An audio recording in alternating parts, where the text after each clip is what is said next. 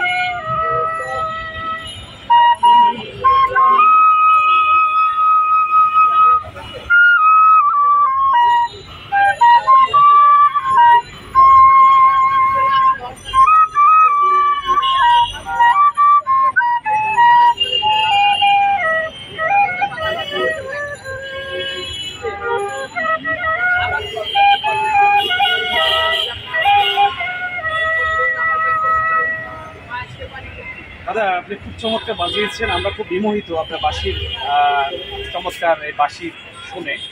আসলে বাঁশি মানে ভিন্ন কিছু, মনের মধ্যে একটা ভিন্ন কিছু আনন্দের একটা প্রতিফলন ফুটে উঠে। আচ্ছা, আপনি কি জীবিকা নির্বাহ করছেন এই বাঁশির সাথেই? কি করেন আপনি? অ্যাপিক্স কি লেদার? অ্যাপিক্স শোরুমে উনি আছেন, দর্শক আপনারা জানলেন।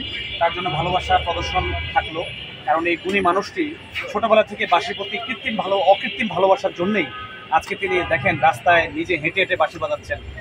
যার মনে আসলে বোঝা যাচ্ছে কোনো মানে যদি বলি বর্তমান সময়ে যে মানে মানুষের মনের ভিতর যে কালিমা, মানুষের মনের ভিতরে যে হানাহানি, হিংসা, এগুলো তার মনে নাই, এটা নিঃসন্দেহে বোঝাই যাচ্ছে।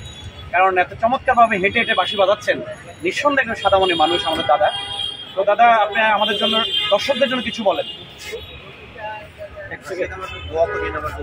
আচ্ছা আচ্ছা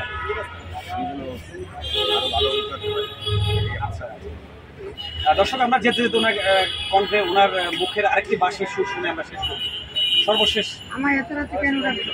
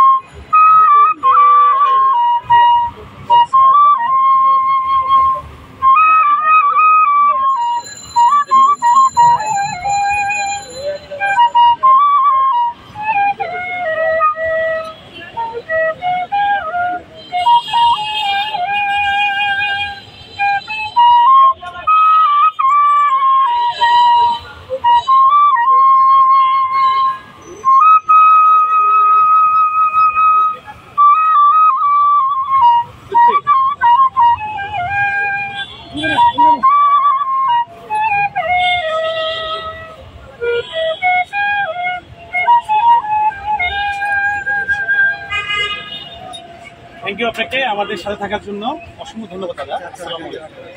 আপনি চা খাবেন না? না না, অবশ্যই চা খাই দেবো। না না না না না না না না, কেন কেন? অনেক দম লাগে আমি জানি।